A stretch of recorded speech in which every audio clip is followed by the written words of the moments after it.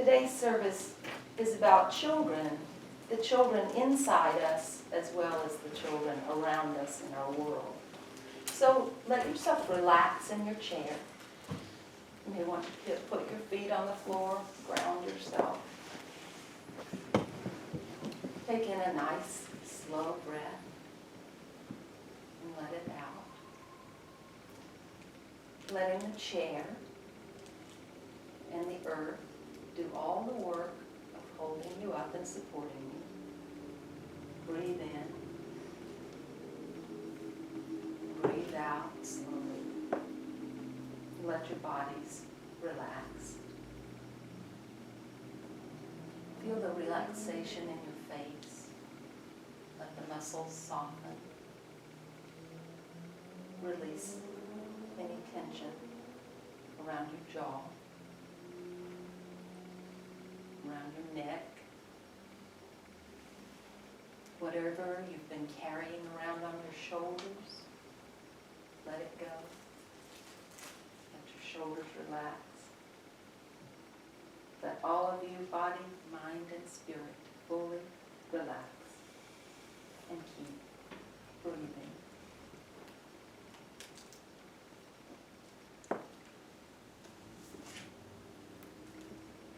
And now imagine a place that you love. It can be a place that you know from personal experience. It can be a place you've read about, or heard about, or simply imagine. But it's a place where you feel loved, where you walk in beauty.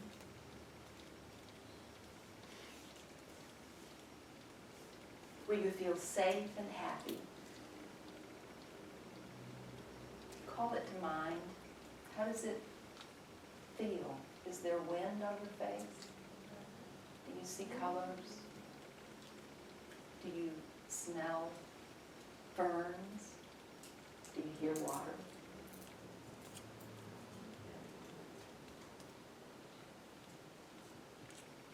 And when you feel you've noticed the details around you, imagine that next to you is a large basket that's filled with paper and crayons and paint and pencils and chalk and clay, fabric, any other kind of artistic media that you've ever heard of. And imagine that in this place, you have the ability to use and create with any of these materials that you want. So create, draw, or paint, or sculpt. Whatever you feel called to do in that place. There are no limitations.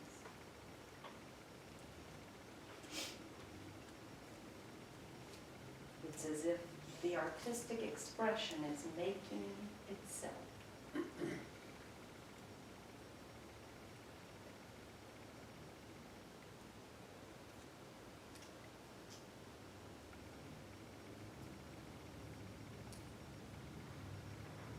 And if you finish the piece you're working on, begin another.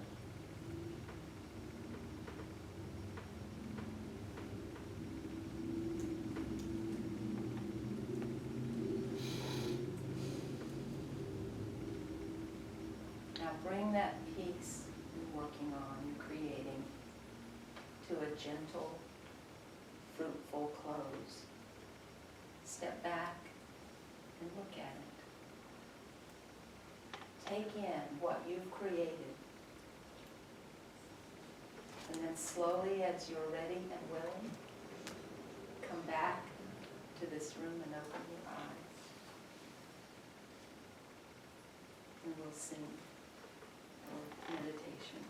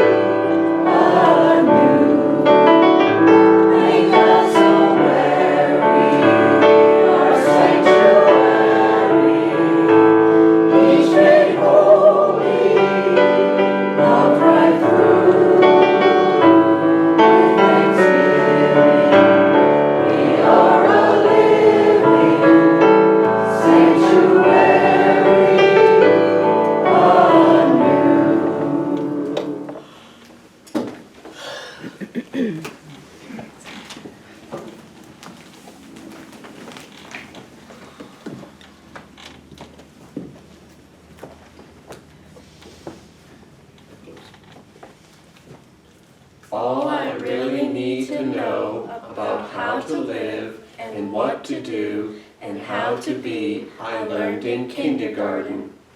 Wisdom was not at the top of the graduate school mountain, but there in the sand pile at Sunday school. These are the things I learned. Share everything. Play fair. Don't hit people. Put things back where you found them. Clean up your own mess. Don't take things that aren't yours. Say you're sorry when you hurt somebody. Wash your hands before you eat. Flush. Warm cookies and cold milk are good for you.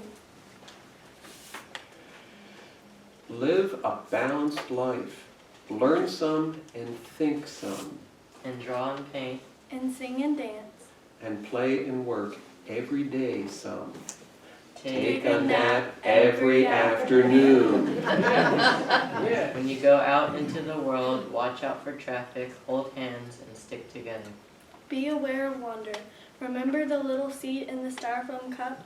The roots go down and the plant goes up, and nobody really knows how or why, but we are all like that. Goldfish and hamsters and white mice, even the little seed in the styrofoam cup, they all die. So do we. And then remember the Dick and Jane books, and the first word you learned, the biggest word of all. Look.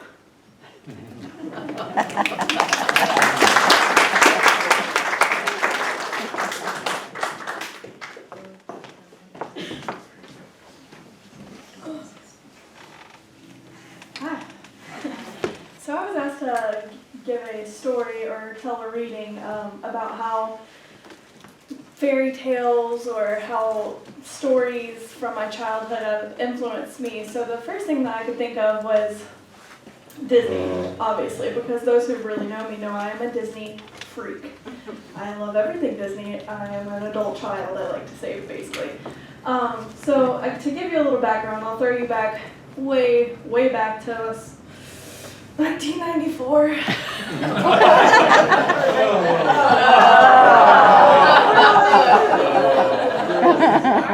I know that was a long time ago for you, Brandon Dawson, but we'll go to that space. I was born right up there on that hill in, at the time, what was St. Joseph's Hospital, I think is what it was called, in Dahlonega. And I had two older sisters, and as older sisters can be, twins, they were a little rough on me. They were bullies.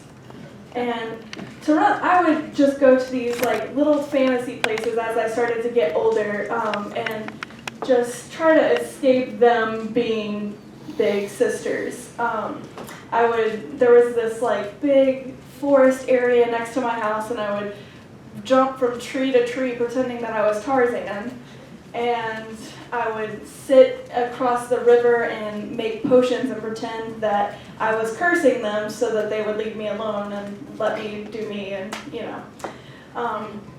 As I got older, reality started to set in, and I was part of an abusive childhood. I had an abusive childhood. My mother was a drug addict, and I didn't have a dad.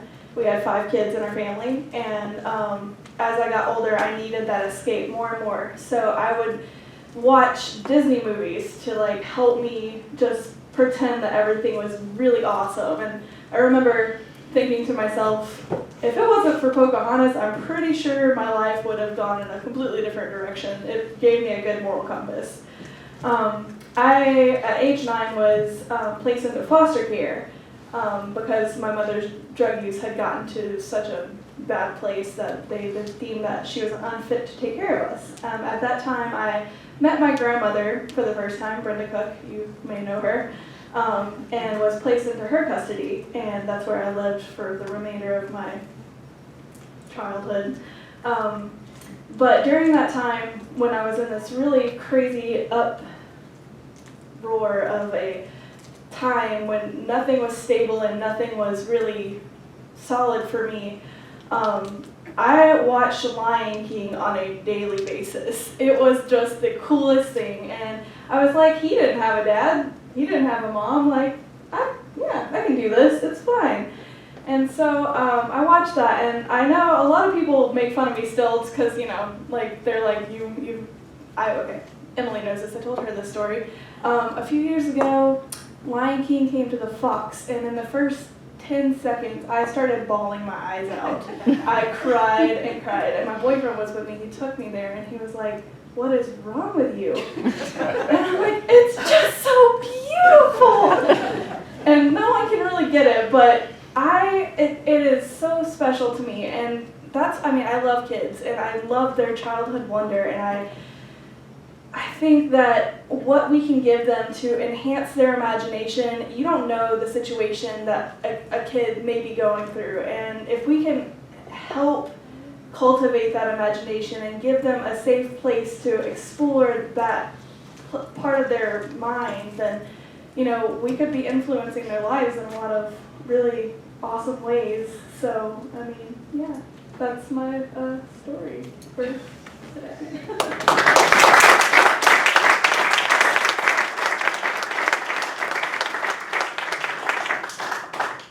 Chelsea, thank you for sharing. And we all need to be able to reach out and feel the love tonight, today, any minute. And I'm glad that you felt it and feel it. And every child deserves to have that. Greetings again, welcome. I hope you're finding some good use for the modeling compound that you were offered at the door. If you don't have some and you want some, I'll bet Emily or Brandon would be willing to supply you with that. At worst, it'll give you something to do if this sermon gets tedious. At best, it will help you enter into the spirit of this day as we celebrate Children's Sabbath. Today, we honor play and playfulness. Why? Well, play is a child's work, said the pioneering child development authority and clinical psychologist Jean Piaget. Fewer people realize that Piaget also said, if you want to be creative, stay, in part, a child. With the creativity and invention that characterizes children before they're deformed by adult society.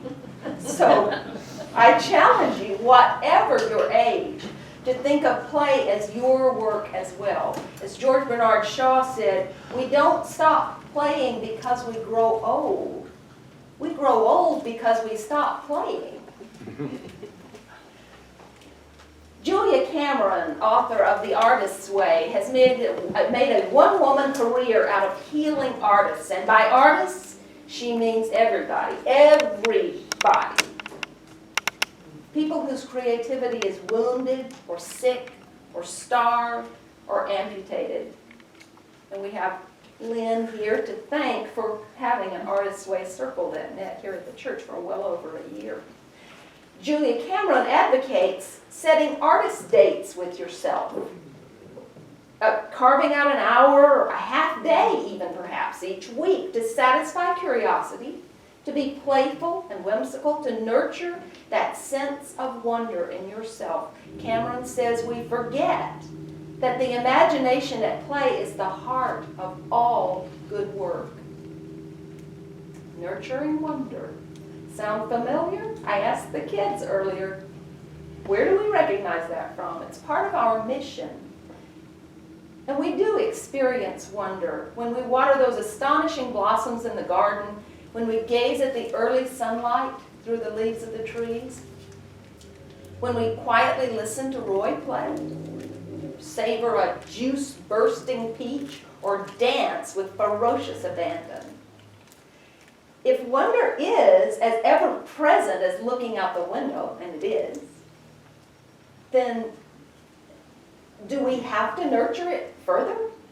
Is there a wonder drought or a play deficit? I'm afraid there may be. In the busyness of our lives, who among us can say that we commit sufficient sacred space in our lives not just to experience wonder, but to nurture it? And even if we are privileged enough to experience and to nurture wonder, Can we say that we fully respect the right of all people, of all ages, to wonder, to play? Can this be the impulse behind a new cultural phenomenon, the adult coloring book? Even the Cleveland Clinic's Scott M.B., a clinical psychologist, has endorsed coloring as meditation to relieve stress. And oh, does it matter whether you color inside the lines or choose the correct color? No. Well, I will digress, but that reminds me of a story. A first grade teacher handed out a coloring page to her students, a picture of a frog hoisting an umbrella. When the class handed them in, one little boy had colored the frog bright purple. The teacher scolded him, asking, "Now, what color is a frog supposed to be? How many times have you seen a purple frog?" The little boy answered, "The same number of times I've seen a frog holding an umbrella."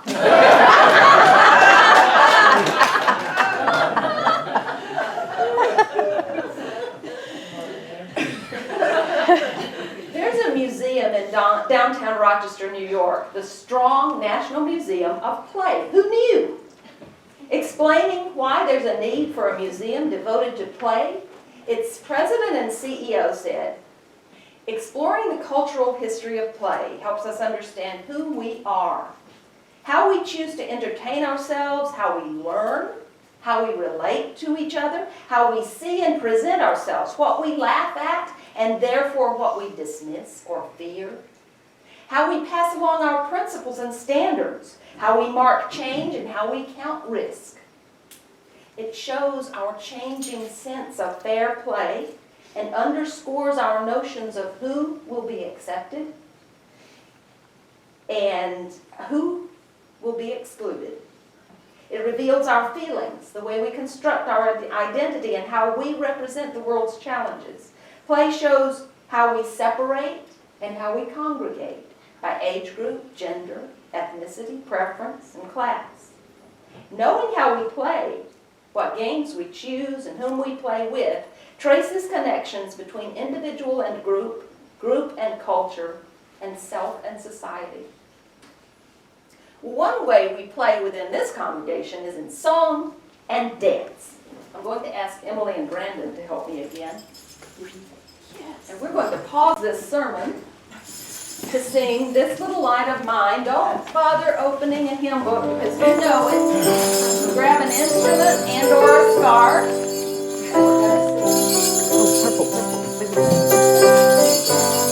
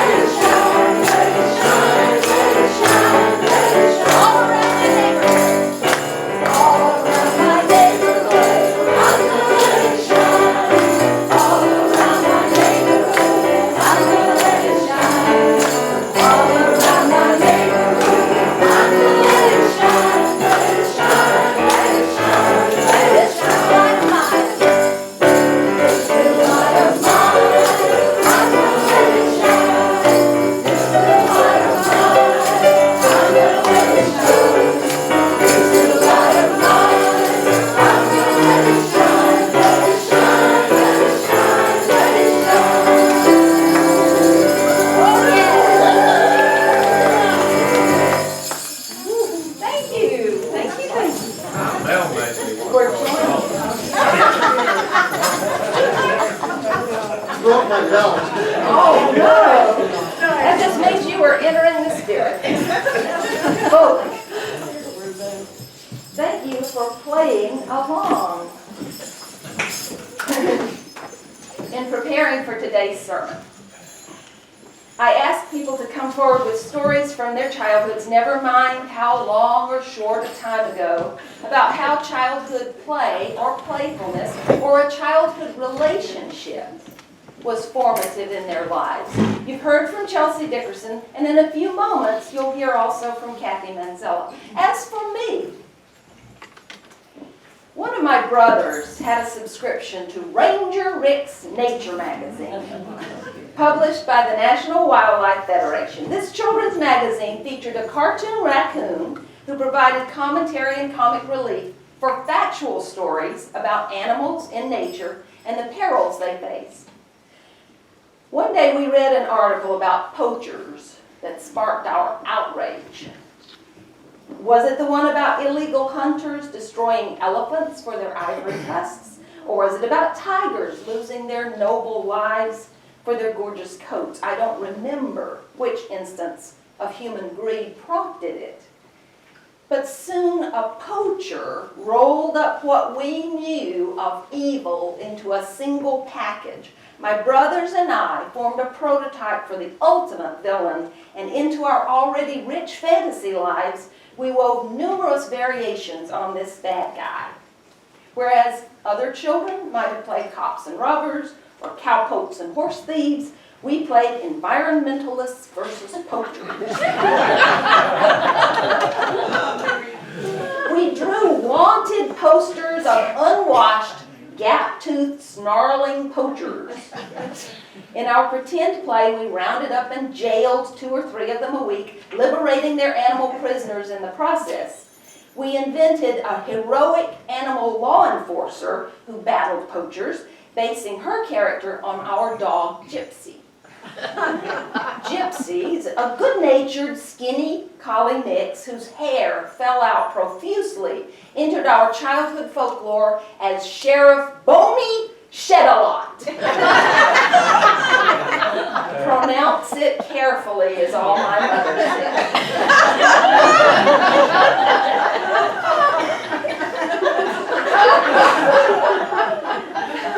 We were just doing what children do so well, making sense of a perilous and bewildering world through play. More than that, we were working on how to discern good from evil and exercising our courage for responding to evil. We were trying on a sense of morality. It was a primitive, black and white, no shades of gray morality, but it was a beginning. And ever since then, preserving wild places and wild animals has been an ethical foundation for me. Such moral and spiritual playfulness is not just for children. Indeed, if there's a form of writing that encapsulates wonder, it might be the koan, a spiritual riddle, often humorous and always paradoxical, used in Zen Buddhism to demonstrate the inadequacy of logic to spark enlightenment. Here's my current favorite, which I found on the internet, of course. All religions agree that the purpose of life is to serve God. Where they differ is in how God is cooked. With that, I think it's time we return to Hodja. Hodja, remember, had a wealthy man come knock on his door late in the evening.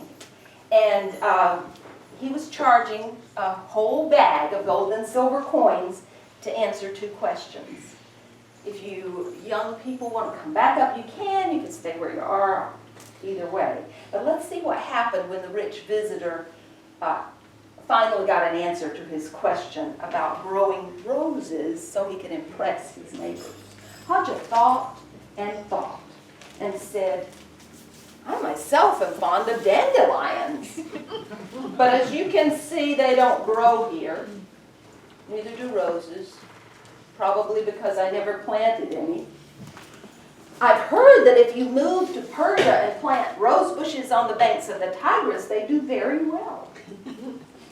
That would be very inconvenient, said the wealthy man. And expensive, Hodja agreed, but you could probably afford it. No, the rich man said, I don't think that's a good solution. Hodja thought and thought and thought. And finally he had the solution. But you won't like it. Oh, please, Hodja. Tell me. No, I know you won't like it. I shouldn't say anything. I shouldn't say, please, oh great and wise Hodja, tell me. Well, okay. You must learn to love dandelions. Did the wealthy man like that solution? No, he didn't at first. But a year afterward, he sent a messenger to invite Hodja to a feast at his house and to see that year's splendid crop of dandelions. And now that he was not so anxious to impress them, his neighbors had come around and joined him at the feast. And it was a very fine celebration. So just as the wealthy man didn't make friends with his neighbors the way he'd expected to, learning doesn't always take place the way we expect either. 26 years ago, writer Nancy Wallace described the beginnings of her fascination with children playing to learn when she keenly observed families visiting the San Francisco Zoo. In Child's Work, Taking Children's Choices Seriously, she wrote, "The parents trotted along from animal cage to animal cage, dragging their children with them, unaware that to their children, each moment encompassed a year of discoveries. These parents looked only at the caged animals. Their children lingered over the bits of candy wrapper that the parents blindly stepped on, the chipped and peeling paint on the low green railings in front of the cages, and the trampled pieces of hot dog bun and popcorn. They were fascinated less by the caged exotic birds than by the sparrows and the pigeons pecking at the zoo litter." At the time, Wallace admitted, she would not have described the children's explorations as work. But she says, "I use the word work now because it's the best way I know to describe the process that children go through as they attempt to make their own pathways into the world. It's fashionable, and I think correct, to say that children learn more in their first 5 years than they do in the rest of their lives put together. Yet generally, we call what children do work only after they start to school." Wallace was writing in 1990, yet even today, there's enough skepticism about this concept of play leading to learning that the National Association of the Education for the Education of the Young Children has an entire section on the role of play in education on its website, including tellingly an article titled "Debunking the Play versus Learning Dichotomy." Children need the freedom and time to play. Play is not a luxury. Play is a necessity, says Kay Redfield Jamison, clinical psychologist and author of An Unquiet Mind. And that brings me to the serious side of play. This sermon is about to take a sharp turn, and the story from Kathy Manzella, the story that she shared with me, is a segue into that. Thank you, I was Kathy. 9 years old, going on 10. It was 1952. Should be on. I wasn't taller yet. You didn't grow. Thank you. We were in Greenwood Lake, New York, where we spent our summers. I was fishing, climbing mountains, catching frogs in the brook. A typical, wonderful summer vacation. And my mother said to me, "Come in, you're going to watch TV with me today." And I said, "No, I'm going fishing." And she said, "No, you're not. You're going to watch TV with me today, and we're going to watch the first televised political convention ever." And I said, "Why me?" In my not too nice voice. And she said, "Because it's important, because you're a girl, and girls have not always had the right to vote. You must vote in every election, she said, in her "you're not going to win this one" voice. You have to know the candidates, you have to know what they stand for, and who will make the best president.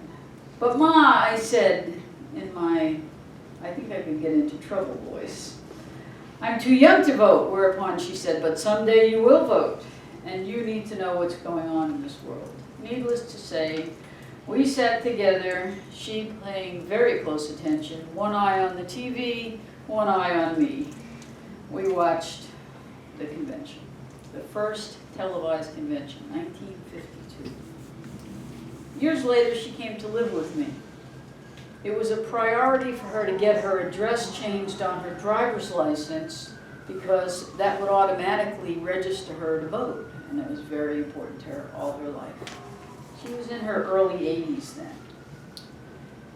She became familiar with all the candidates. She made me drive her to the senior center where they were coming to talk about who they were and what they were about. She made her list. She questioned them. When we went to the polling station on election day, they had no record of her being registered. She was furious, and you didn't want to mess with her when she was furious. And she ranted and raved at me, and she was not real happy with them. And I thought about it for a minute, and I said, you know, Mom, how about if I vote for you? I'll give you my vote. You tell me who you want me to vote for. Give me the list. And she said, are you sure that you would do that? Because you don't like so-and-so. And I said, yeah, I'll do that. And she said, remember, it's your responsibility to vote. Here's the list. So I took the list, and I went in and I voted for who she wanted to vote for. And I've encouraged people to vote all my life because of that. Remember, I was 9 years old when she first approached me with voting. My friend Susan is going to vote for the first time in years because I told her that story, and I said, Susan, you must vote, and she's going to vote. But I want to do one quick aside because play is very important. When my mother was in Brooklyn she was 81, I think, at the time. She called me, and I was in Florida, and she said, I want to go to Coney Island and have a hot dog at Nathan's. What do you think? And I said, well, tell me how you're going to get there. And she said, I think it's 2 trains and a bus. And I said, well, how about you put your money in your pocket, put your ID, and don't take a purse. And call me when you get back. And she did, and I said, how was it? She said, it was fabulous. I loved it. It tasted just like it did when I was a kid, and I'm going back tomorrow.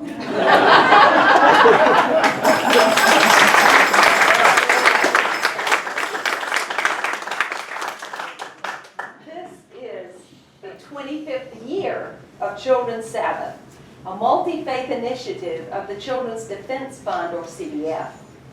Thousands of churches, synagogues, mosques, temples, and other faith communities across the country, including many UU churches, join in by holding special services or other activities. CDF, Children's Defense Fund, reminds us that play is sadly a luxury for many children. In fact, education is a luxury for many children. This year their theme is Children of Promise, Closing Opportunity Gaps. In an open letter introducing Children's Sabbath, CDF President Marian Wright Edelman writes, truly, each and every one of our children is a child of promise, born with the potential to achieve and become all they are meant to be. But that inborn promise cannot be fully realized for millions of our children because of the deprivation, pitfalls, and obstacles put in their way. We are squandering and hindering our children's promise when we allow more than 1 in 5 to live in poverty, 1 in 17 to lack health coverage, 1 in 9 to be at risk of hunger. Edelman goes on this Children's Sabbath weekend, we must commit to pay attention to the promises politicians are making to children and families, and to hold them accountable to those promises, to keep our attention focused on policy decisions long after the election spotlight is switched off.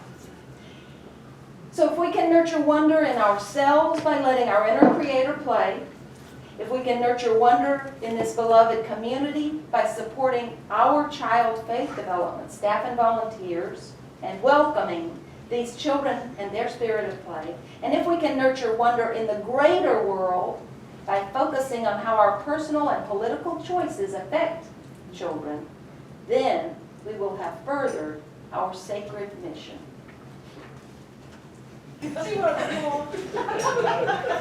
Suppose you scrubbed your ethical skin until it shines, but inside there is no music.